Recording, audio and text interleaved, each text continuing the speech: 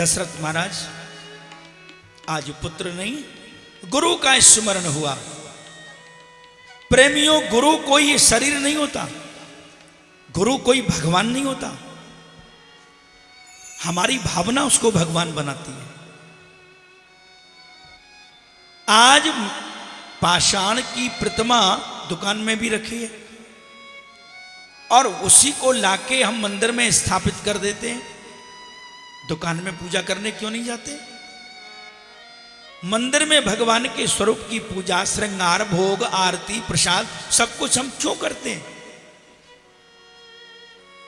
जो मूर्ति दुकान में रखी है उसके अंदर प्राण नहीं है, वो प्राण प्रतिष्ठित नहीं है।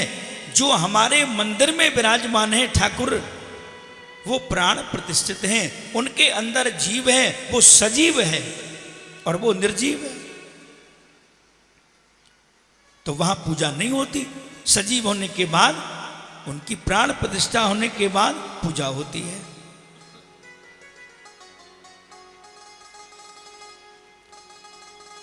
भगवान की पूजा, हमारी भावना ही उनको भगवान बनाती है।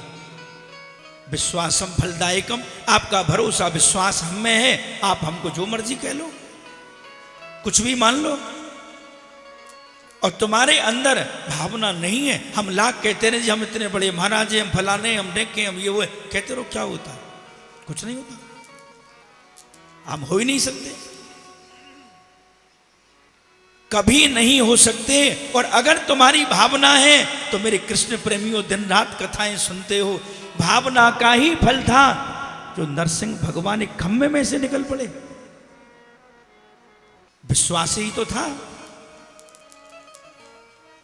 तुम अपना विश्वास कहीं बना लो, कहीं जमा लो, भगवान वहीं से पैदा हो जाएगा, प्रकट हो जाएगा। ढूंढने के लिए कहीं जाना नहीं पड़ेगा। विश्वास बनाओ। किसी एक अधर्मी के अधर्म करने से धर्म नहीं घटता, याद रखना। किसी की श्रद्धा बिगाड़ने से कोई श्रद्धा नहीं बिगड़ती। केवल जिसकी भावना दूषित हो जाती है, जिसका समय अशुभ आ जाता है, जिसके बुद्धि में पाप सवार हो जाता है, उस पर ही हमारी अनर्गल बातों का प्रभाव पड़ता है।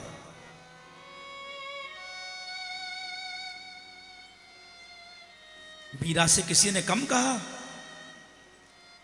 मेरे तो गिरधर गोपाल दूसरो न कोई, जाके सिर मोर मुकुट मेरो पत सोई।